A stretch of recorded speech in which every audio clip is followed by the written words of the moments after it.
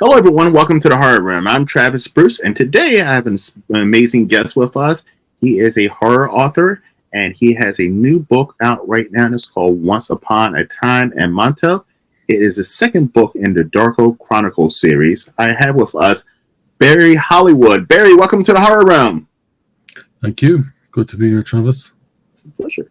So tell us a little bit about Once Upon a Time in MONTO. Well, Once Upon a Time in Monto is set in, it's the second book for the Darkhold Chronicles. The first book, Shadow Apocalypse, is an apocalyptic extreme horror, I guess you'd call it. Maybe verging on splatterpunk. It's, a bit rough in parts, I've been told. The second book is set about 140 years previous to that, and it's like it's Victorian Dublin, 1888, and it's more, I suppose, dark fantasy, but again there's extreme horror parts. Extreme horror parts, but it's more kind of an urban dark fantasy, I guess. So for people who don't know, what is the difference between extreme horror and splatterpunk? Well, I always think of it as extreme horror gets into the nitty gritty of explaining the parts. Like you often see a fade to black. Mm-hmm. Well, there's no fade to black in extreme horror. It starts to it explains in detail the messy parts. I guess splatterpunk. Well, for me again, splatterpunk is probably a little bit more messy. There's some. It brings in kind of maybe some gross, gratuitous kind of sex parts as well, perhaps. So it's not for everyone. It's not for the faint of heart. It's not, yeah. Because if I had to describe splatterpunk, and some people say I'm wrong about this, but splatterpunk to me is more about the shock value and more about the gore, more about the bloody, more about the mess than the actual story element of things. Yeah. Arguably, yeah. I think for me, story comes first, Yes. The rest is just icing, Yeah, exactly. Particularly messy icing, but it's icing, I think. I think my books are quite easy to read. I think the style is quite easy to read. But yeah, they get. There's points in them people who have read them and went, "Oh, maybe I need to get up and walk around a little bit," and take a shower or something. Put it away for a bit, Yeah, some of them actually, yeah. More so the first one, Shadow Apocalypse. You might need a shower after that, maybe. Now, when you were writing your first book in this series, did you already have in mind for the second book the idea that it was going to be kind of like a flashback or a prequel? Yes. Yeah.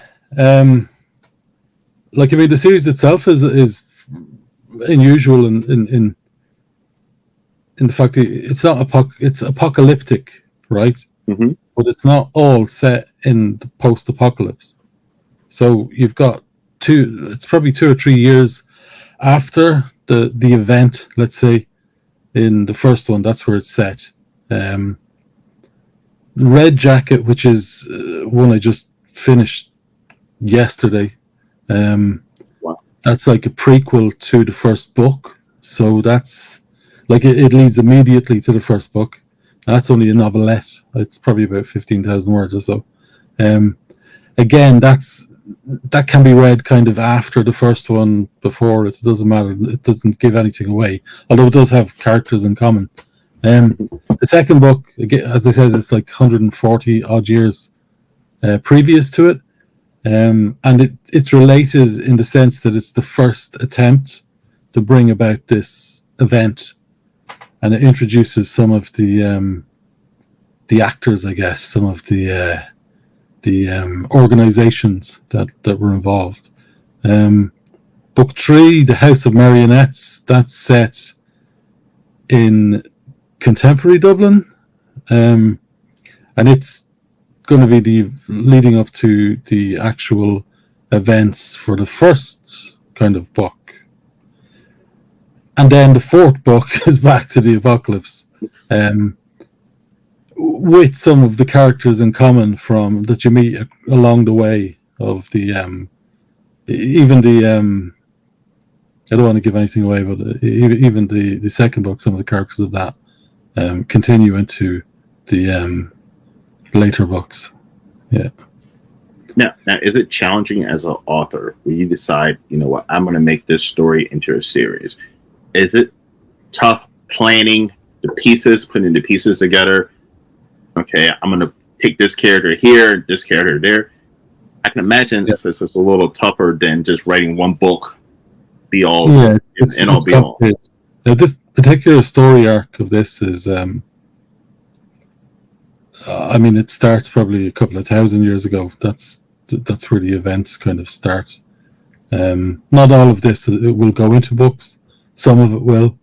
I mean, some of the story. There's a section that happens in New Mexico, but that's a whole other story. But that's kind of probably going to be dealt with in another flashback in a later book. But yeah, it is. It's like, you know, it's like spaghetti sometimes, right? In your head. I know, right? But yeah, I have it. I have it, you know, mapped out more or less. I mean, I'm not by any means a pantser. I'm a pantser at the micro level, but at the macro level, I'm a planner. So I've got this kind of planned out. That's not to say that things won't change that I have in my head, but it'll probably just change it to smaller parts, you know. Because I mean, like, for me, like, my brain goes all over the place. So, like, I'm probably one of the least organized people you meet. That's why I have a billion things to keep me organized. But, like, I mean, I can imagine trying to planning, you know, 3 or 4 steps ahead with a certain character. I can imagine, like, you know, that takes a lot of planning. That takes a lot of storyboarding. I think the concept is. Yeah. Now. You were just saying that, you know, sometimes your ideas change for the path of a character or where that goes. Now, how often does that happen? It happens during the course of the story, I guess. Sometimes a character will. I know this is like a cliche or something, but sometimes a character will go, "No, actually, I think I should be doing this and not what you want me to do." And, you know, you just kind of go with it. You go, you know, it's like slightly schizophrenic, but it's you just go with it, you know. Yeah, and it's good when that happens because it's the characters are kind of breathing and talking to you, you know. Now, what got you into horror writing? Horror writing? Yes. Well, I've always kind of written, you know, dark stuff, right? I fell off that for a while, I guess. What got me back into writing it was I was doing an MA in film and television, and I started focusing on screenwriting and that. And I wrote a couple of horror screenplays, a few shorts, and after having a look at that, I almost used those as a template. So it's almost like you do an outline as a screenplay because it's got the dialogue, it's got basically what's going to happen. It doesn't have anything in the heads of the characters, you know.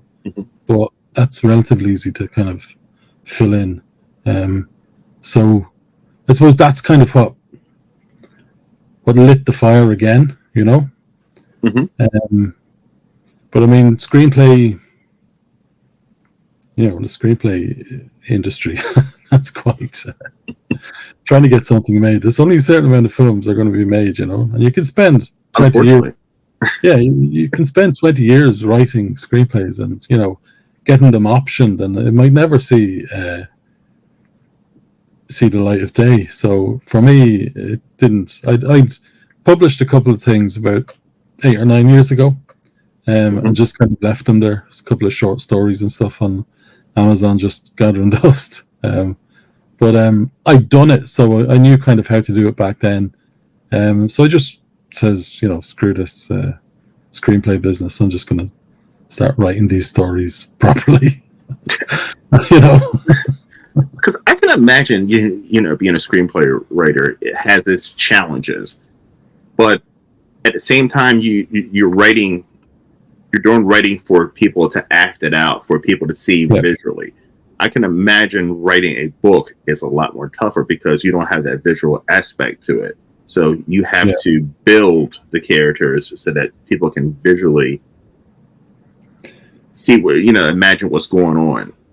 Yeah, and you don't have a perspective either, like a character. I mean, you can do it in subtle ways with screenwriting, but it's not the same as writing something from the perspective of a particular character.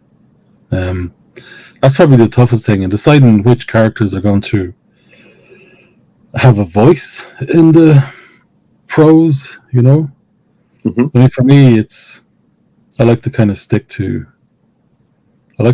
two, but it doesn't usually work out like that. I'd say for the size of for the length of the books that I have out, there's probably a lot of character perspectives. And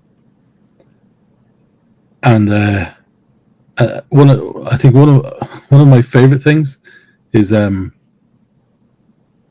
getting a character that's flawed. I mean, maybe fatally flawed even, and trying to write from their perspective so that the reader can get on board with them. Yeah. Because nobody thinks they're the bad guy, right? Yeah. So I like my bad guys to be approachable, at least have some redeeming flaws. And some of the guys in the books that I write are pretty bad. Yeah. I mean, even like, as a reader, like, I like characters who are relatable, in some way.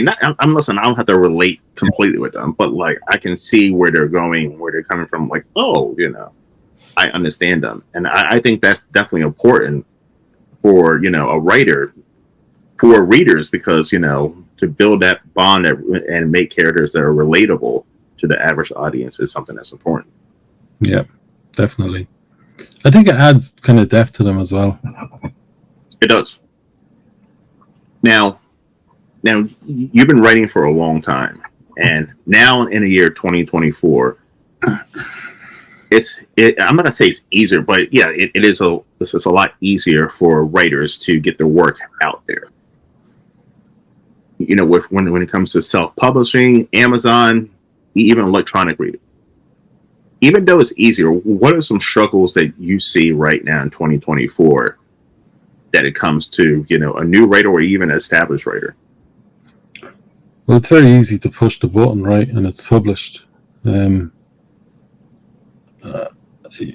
really need to be careful with that. You need to get it, like you need to kind of almost have a production line. Like your best friends are your readers, like previous readers, if you can get people to kind of have a look at the story. Once you're kind of happy with it, not for like proofing it or anything like that, although you can never have too many proofreaders, right? Yeah, I know. But more for the flow of it. I think people that have read your work and kind of like it are in a good position to maybe guide you a little bit, for what your kind of ideal reader would like. I'm not saying that you go with it every time, but it's definitely something worth listening to. Editing as well, Yeah. You need to get people that are professionals to edit your work. You know, Exactly. That's definitely important. Now, that doesn't go away. You just pay for them. You know. Right? yes, yes. Because I've said many You times. know. Yeah. I've seen many times. I've read a lot of self-published books, and like you can tell an editor didn't take a look at it because it's Yeah. Yeah. story just doesn't flow evenly. Yeah. You need to have, like, even for me, I write. You know, I'm from Ireland. We use British English, um, or some form of it. So generally, that's what I write. Even though I suppose most of the people that read my stuff is in the US, I still just write British English. And most of the editors, I think, like most of the people that have edited have been US editors, but they just ask, what do you want this, and do you want it British English or American English? You know, and there's a couple of differences, obviously. The last thing you want to do is mix and match. Yeah, That's just annoying, you know. And some still slip through, but like, you know, you catch them next time around, right? Yeah, and that's one of the advantages as well. Like you've got the file. If someone goes, "Oh, this was rubbish. Why was this word here?" Well, I'll just change it. And easy as that. Easy as that. Yeah, it'll take me 5 minutes. Now, besides editors and proofreaders, so once you finish a book, do you have that one go-to person that you let them see it first?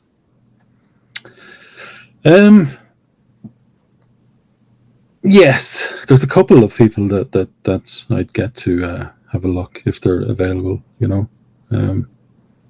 I mean, recently my wife has been reading them, so that's always good.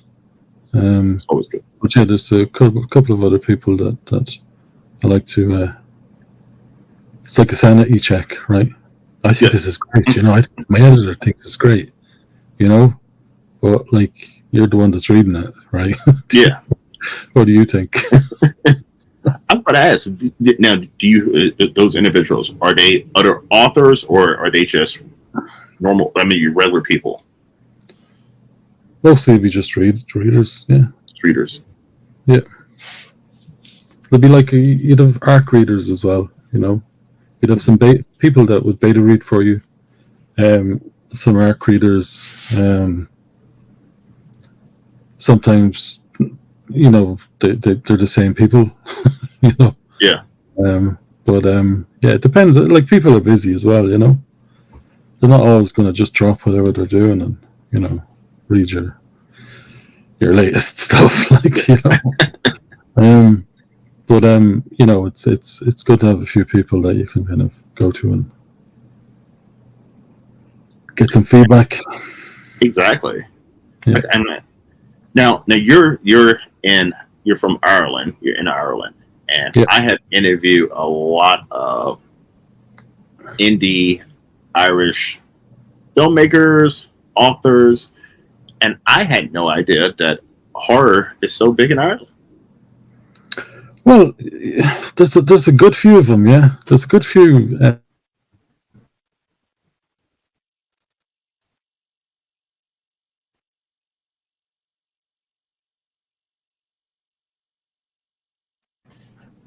Hello?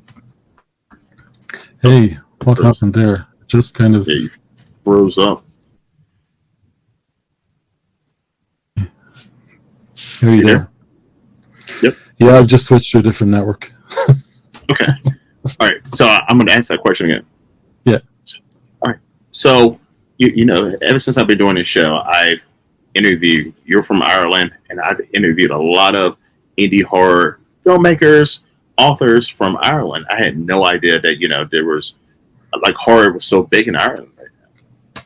Yeah, it is. It's big. I mean, when I was studying film and television, my focus was on horror. No surprise. A lot of I did some interviews with some Irish directors. There's some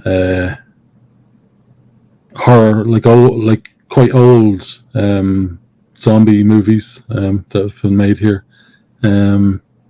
There's a lot of kind of recent horrors that are quite interesting. I don't know if you have Letterboxd. Do you use Letterboxd? You don't. You should use it. It's great. A great resource. Check it out.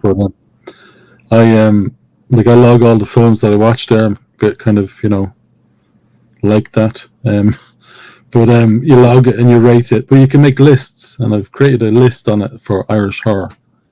It's quite an interesting list. It goes back to quite a bit. We could have a chat about it if I could dig it up, maybe.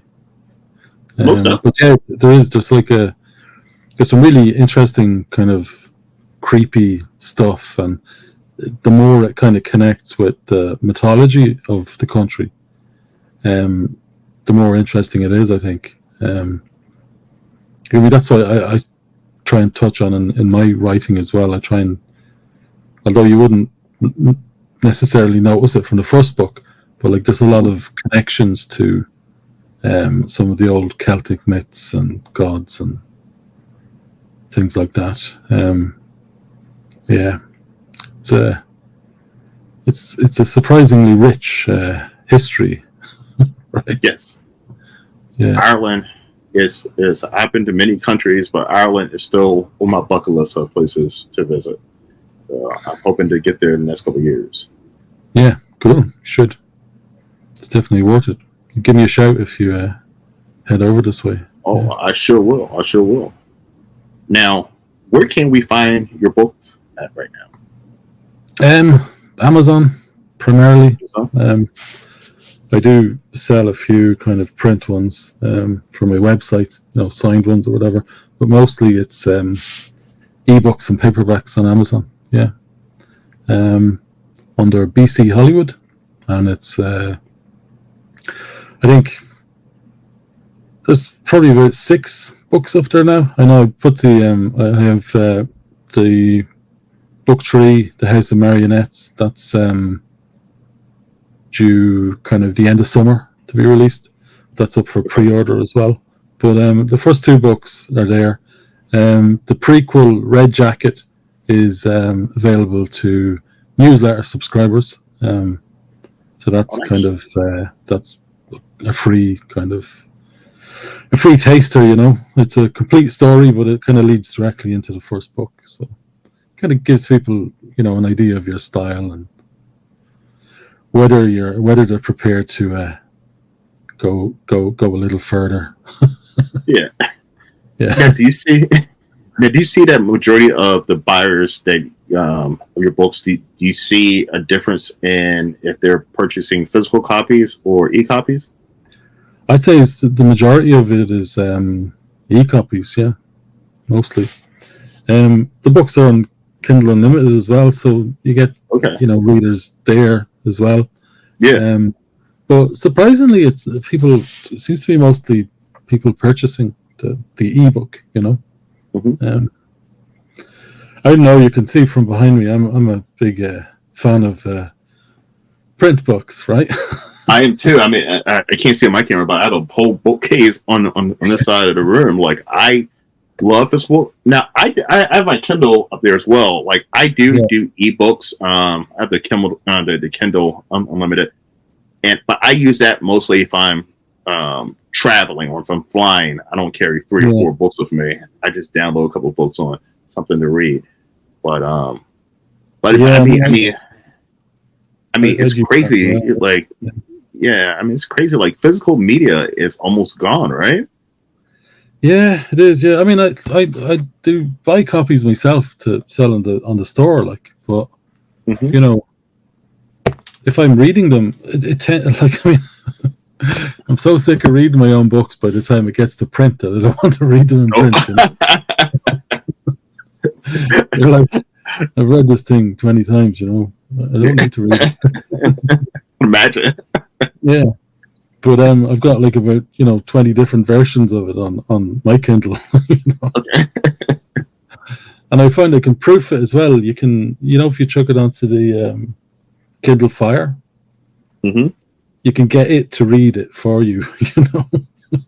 See, I know about that feature. Like, I had that feature in mind, but like, I'm like, like I Oh mean, yeah, even do sounds right. like Oh, excuse yeah, me. That's I'd like to read about it myself. You know, I mean, you yeah. know, Oh but yeah, so do I. But it's for proofing a book. It's good to have it read to you oh yeah, because you'll catch stuff that just sounds ridiculous. Like you exactly. know, I can imagine. particularly in dialogue. You know, Yeah. particularly in dialogue, it's like that doesn't sound right. You know.